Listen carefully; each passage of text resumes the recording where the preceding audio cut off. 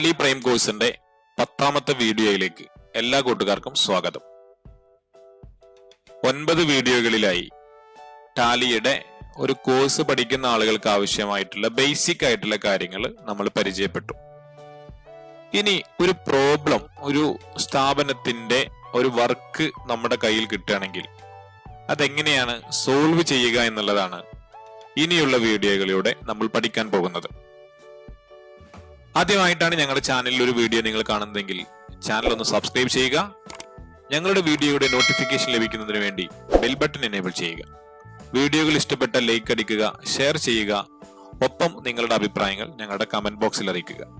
ഒപ്പം നിങ്ങളുടെ ഡൗട്ടുകൾ ഉണ്ടെങ്കിൽ ആ ഡൗട്ടുകളും കമന്റ് ബോക്സിൽ നിങ്ങൾക്ക് ചോദിക്കാവുന്നതാണ്. നമ്മളൊരു പ്രോബ്ലം കിട്ടിയാൽ ഒരു പ്രോബ്ലത്തെ ബേസ് ചെയ്തുകൊണ്ടാണ് ഇനി നമ്മൾ വൗച്ചറുകൾ എങ്ങനെയൊക്കെയാണ് എൻട്രികൾ പാസ് ചെയ്യേണ്ടത് എന്നുള്ളതാണ് ഇനി നമ്മൾ പഠിക്കുന്നത്. നമ്മളൊരു സ്ഥാപനത്തിലെ ഇന്റർവ്യൂവിന് ചെല്ലുന്ന സമയത്ത് ഒരു പക്ഷേ ആ സ്ഥാപനത്തിൽ നിന്ന് നമുക്കൊരു വർക്ക് തരുന്ന സമയത്ത് അതെങ്ങനെ കൃത്യമായി നമ്മൾ അതിന്റെ എൻട്രികൾ പാസ് ചെയ്തുകൊണ്ട് അതിൽ നിന്നൊരു പ്രോഫിറ്റ് ആൻഡ് ലോസ് അക്കൗണ്ടും ബാലൻസ് ഷീറ്റ് നമുക്ക് രൂപപ്പെടുത്തിയെടുക്കാൻ പറ്റുമെന്നുള്ളതാണ് നമ്മൾ ഇനിയുള്ള വീഡിയോകളിലൂടെ കാണാൻ പോകുന്നത്. ഞാനൊരു പ്രോബ്ലം നമുക്ക് വേണ്ടിയിട്ട് ഉണ്ടാക്കിയതാണ്. അതിൽ ചെറിയ കുറവുകളൊക്കെ ഉണ്ടായിരിക്കും. ജസ്റ്റ് അതിൽ നിന്ന് നമുക്ക് ആവശ്യമായ അതിന്റെ ഒരു പോസിറ്റീവായിട്ട് മാത്രം അതിനെ കാണുക എന്നുള്ളതാണ് നമ്മൾ കാണുന്നത്. അപ്പൊ ഞാനിവിടെ ഒരു പ്രോബ്ലം റെഡിയാക്കി വെച്ചിട്ടുണ്ട്. ഇതിലെ ഓരോ കാര്യങ്ങളെ കുറിച്ച് നമുക്ക് ക്ലിയർ ചെയ്ത് പോവുക. ഒന്നാമത് ഇവിടെ ഒരു മിഥിലാജ് എന്നുള്ള ഒരു വ്യക്തി ഒരു ബിസിനസ് ആരംഭിക്കുകയാണ്. നമുക്കറിയാം, നമ്മള് കമ്പനി ക്രിയേറ്റ് ചെയ്ത സമയത്ത് അതിൽ ബിഗിനിങ് ഡേറ്റ് കൊടുത്തിട്ടുള്ളത് 1 ഏപ്രിൽ 2021 അപ്പൊ 2021 ഈ മിഥിലാജ് എന്നുള്ള ഒരു ബിസിനസ് സ്റ്റാർട്ട് ചെയ്യുന്നു. അതിൽ ഒന്നാമത്തെ എൻട്രി 2/4/2021 ഒരു 10 ലക്ഷം രൂപ അദ്ദേഹം ക്യാപിറ്റലായിട്ട് നമ്മുടെ സ്ഥാപനത്തിലേക്ക് കൊണ്ടുവരികയാണ്. അപ്പൊ എങ്ങനെയാണ് ഈ ഒരു ക്യാപിറ്റലിനെ നമ്മുടെ സ്ഥാപനത്തിന്റെ അക്കൗണ്ട്സിലേക്ക് നമ്മൾ കൊണ്ടുവരിക എന്നുള്ളതാണ് നമ്മൾ ആദ്യം നോക്കേണ്ടത്. ഓക്കെ, അപ്പൊ നമ്മൾ ആദ്യം ആ ക്യാപിറ്റലിനെ നമ്മുടെ കമ്പനിയിൽ നമ്മൾ എൻ്റർ ചെയ്യുകയാണ്. അപ്പൊ നമ്മൾ അതിനുവേണ്ടി ട്രാൻസാക്ഷനിൽ വന്നിട്ട് വൗച്ചർ എന്നുള്ളത് സെലക്ട് ചെയ്യുക, അല്ലെങ്കിൽ വി എന്നുള്ളതിൽ പ്രസ് ചെയ്യുക.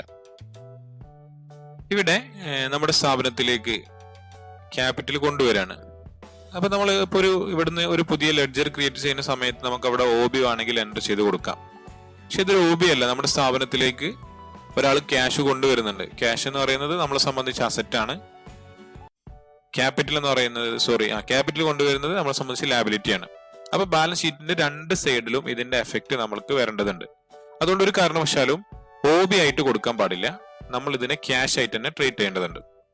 അപ്പൊ ഇവിടെ ക്യാഷ് എന്നുള്ള ഓപ്ഷനെ കാണാനില്ല. അവിടെ ഷോ മോർ എന്നുള്ള ഒരു ഓപ്ഷൻ കാണാൻ കഴിയും. ആ ഷോ മോറിൽ നോക്കിയാൽ ഇവിടെ ക്യാഷ് എന്നുള്ളത് വരും. ക്യാഷ് എടുക്കാം. 10 ലക്ഷമാണ് ബിസിനസ്സിലേക്ക് കൊണ്ടുവരുന്നത്. ആദ്യം ഇവിടെ ഡേറ്റ് 1/4 എന്നുള്ളതാണ് ഡേറ്റ് വന്നിട്ടുള്ളത്. ഈ ഡേറ്റ് മാറ്റി കൊടുക്കുന്നതിന് വേണ്ടിയിട്ട് നമ്മൾ F2 എന്നുള്ളത് സെലക്ട് ചെയ്യാം. അവരുടെ 2/4 എന്നുള്ളത് കൊടുക്കുക. 2/4 അതിനുശേഷം ക്യാഷ് ആണ് നമ്മൾ എമൗണ്ട് കൊടുക്കുക 1. Okay, 10 lakhs. അതിനുശേഷം 2, ഇത് നമ്മുടെ ഓണറാണ് കൊണ്ടുവരുന്നത്. അപ്പോൾ അദ്ദേഹത്തിന്റെ പേര് ഇതിലില്ല, നമ്മൾ അയാൾ ക്രിയേറ്റ് ചെയ്യണം. അപ്പോൾ മിഥിലാജ് ക്യാപിറ്റൽ അണ്ടർ വരുന്നത് ക്യാപിറ്റൽ അക്കൗണ്ട് ആണ് വരുന്നത്. സേവ് അടിക്കുക. 2/4 നമ്മൾ ക്യാപിറ്റൽ 10 ലക്ഷം നമ്മുടെ സ്ഥാപനത്തിലേക്ക് കൊണ്ടുവന്നു. ഇവിടെ നരേഷനിൽ എന്തെങ്കിലും കൊടുക്കാനുണ്ടെങ്കിൽ, നമുക്ക് ഇതിന്റെ എന്തെങ്കിലും ഒരു സംഭവം കൊടുക്കാനുണ്ടെങ്കിൽ നമുക്ക് അതിന്റെ നരേഷൻ അവിടെ എൻ്റർ ചെയ്ത് കൊടുക്കാം. ഞാൻ അവിടെ ഒരു നരേഷൻ എൻ്റർ ചെയ്തതിന് ശേഷം എൻ്റർ അടിച്ച് സേവ് ചെയ്യും. ഇപ്പൊ നമുക്ക് നമ്മുടെ ബാലൻസ് ഷീറ്റ് ഒന്ന് എടുത്ത് നോക്കാം. ബാലൻസ് ഷീറ്റിൽ നോക്കുക, ക്യാപിറ്റൽ അക്കൗണ്ടിൽ നമുക്ക് 10 ലക്ഷം കാണുന്നുണ്ട്. കറണ്ട് അസറ്റിലും 10 ലക്ഷം കാണുന്നുണ്ട്. അതായത് 10 ലക്ഷം നമ്മുടെ കയ്യിൽ ക്യാഷ് ഉണ്ട്. ആ 10 ലക്ഷം നമ്മുടെ സ്ഥാപനത്തെ സംബന്ധിച്ചിടത്തോളം അത് ഓണർക്ക് തിരിച്ചു കൊടുക്കേണ്ട ഒരു ബാധ്യതയായിട്ട് നമ്മൾ കാണുന്നതാണ് ക്യാപിറ്റൽ. ഓക്കെ, ഈ സമയത്ത് നമ്മുടെ പ്രോഫിറ്റ് ആൻഡ് ലോസ് അക്കൗണ്ടിലൊന്നും പ്രത്യേകിച്ച് ഒന്നും നമ്മൾ ഇതുവരെ ചെയ്തിട്ടില്ല. ഈ ഓരോ എൻട്രികൾ ചെയ്യുന്നതിനനുസരിച്ച് നമുക്ക് ഇതിൽ ഓരോ മാറ്റങ്ങൾ ഓരോ സമയത്ത് ഇങ്ങനെ നമുക്ക് മനസ്സിലാക്കിയെടുക്കാം. അപ്പോൾ നമ്മൾ ക്യാപിറ്റൽ കൊണ്ടുവന്നു. ഇനി നമ്മൾ ഒരു വാടകക്കാണ് നമ്മളെ ബിൽഡിംഗ് വർക്ക് ചെയ്യുന്നത്. അപ്പൊ നമ്മള് 2-4 തന്നെ 1,00,000 രൂപ നമ്മൾ റൂമിന്റെ അഡ്വാൻസ് ആയിട്ട് കൊടുക്കുകയാണ്. നമ്മൾ വാടകയ്ക്ക് റൂം എടുക്കുന്ന സമയങ്ങളിൽ നമ്മൾ അഡ്വാൻസ് പേ ചെയ്യേണ്ടി വരും. അങ്ങനെ അഡ്വാൻസ് പേ ചെയ്യാണ്. അത് എങ്ങനെയാണ് ചെയ്യുക എന്നുള്ളത് നോക്കാം. നമുക്ക് ജേണലിൽ ചെയ്യാം. ജേണലിൽ നമ്മൾ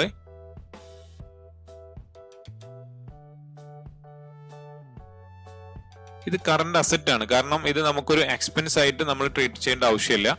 നമ്മൾ ഏത് സമയത്താണോ നമ്മുടെ സ്ഥാപനം ആ ഒരു എഗ്രിമെന്റ് അവസാനിക്കുന്നത് ആ സമയത്ത് തിരിച്ചു തരേണ്ട ഒരു എമൗണ്ട് ആയിരിക്കും. അതുകൊണ്ട് ഇത് നമുക്ക് ഉള്ളൊരു അഡ്വാൻസ് ആയിട്ട് നമ്മൾ അവിടെ കാണുന്നു. അതുകൊണ്ട് അതിനെ നമ്മൾ റൂം അഡ്വാൻസ് എന്നുള്ളതിലാണ് കാണിക്കുന്നത്. കറണ്ട് അസറ്റിൽ റൂം അഡ്വാൻസ് 1 lakh. 2 നമ്മുടെ ക്യാഷിൽ അത് കുറയും വേണം. ക്യാഷാണ് നമ്മൾ കൊടുക്കുന്നത്. നിലവിൽ നമ്മുടെ ക്യാഷ് എന്ത് ചെയ്യണം, അവിടെ കുറയും വേണം. നമ്മൾ 2-4 1,00,000 രൂപ അഡ്വാൻസ് കൊടുത്തു. ബാലൻസ് ഷീറ്റിൽ ജസ്റ്റ് വന്ന് നോക്കാം. ഇവിടെ ക്യാപിറ്റൽ അക്കൗണ്ടിൽ മാറ്റം ഉണ്ടാവില്ല. പക്ഷെ കറണ്ട് അസറ്റിൽ എന്തുണ്ടാവും, ക്യാഷ് 9 ലക്ഷം ആയിട്ടുണ്ടാവും. റൂം അഡ്വാൻസ് എന്നുള്ളത് 1 lakh എന്നുള്ളതും കാണും. ഓക്കെ, അപ്പോ ആ 2 എൻട്രികൾ നമ്മൾ ചെയ്തു. അതും നിലവിൽ നമ്മുടെ പ്രോഫിറ്റ് ലോസ് അക്കൗണ്ടിനെ ബാധിക്കുന്നതല്ല. നിലവിൽ നമ്മുടെ സ്ഥാപനത്തെ സംബന്ധിച്ചുകൊണ്ട് അതൊരു എക്സ്പെൻസ് അല്ല, നമ്മൾ അഡ്വാൻസ് ആയിട്ട് മാത്രം കൊടുക്കുന്ന ഒരു എമൗണ്ട് ആണത്.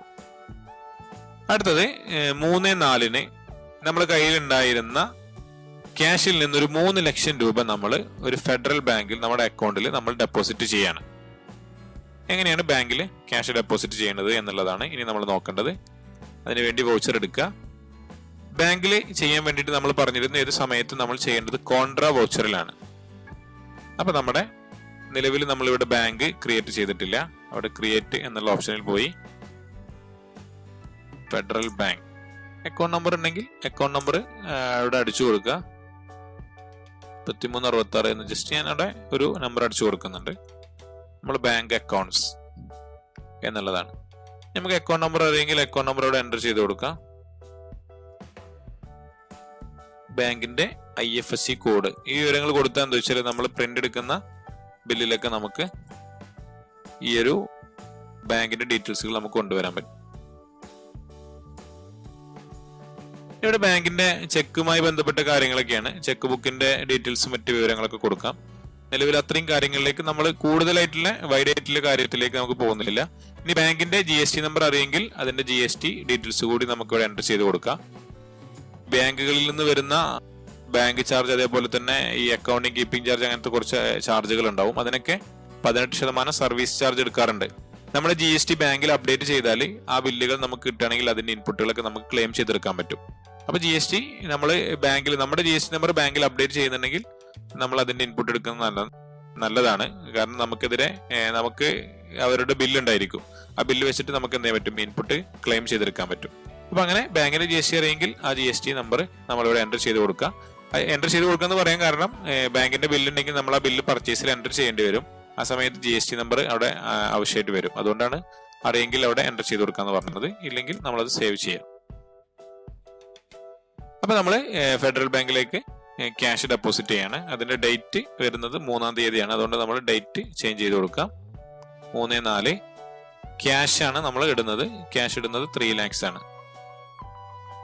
ബാങ്കിന്റെ ക്യാഷ് ഇടുന്ന സമയത്ത് അതിന്റെ ഡിനോമിനേഷൻ നമ്മോട് ചോദിക്കും. അപ്പൊ അതിന്റെ ഡിനോമിനേഷൻ എങ്ങനെയാണ് എന്നുള്ളത് നമ്മൾ അവിടെ കൊടുക്കുക. 100 2000, 1000 നോട്ടില്ല, 500 200 കൊടുക്കുക. അപ്പൊ 3 lakh ആയി.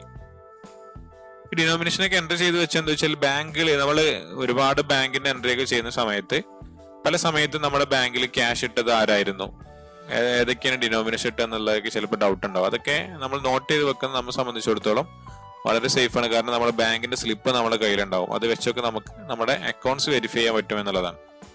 നരേഷനിൽ എന്തെങ്കിലും നമുക്ക് എൻ്റർ ചെയ്യാനുണ്ടെങ്കിൽ നരേഷനിൽ നമുക്ക് എൻ്റർ ചെയ്ത് കൊടുക്കും. ഓക്കെ, അപ്പൊ നമ്മള് ബാങ്കിൽ ക്യാഷ് ഡെപ്പോസിറ്റ് ചെയ്തു.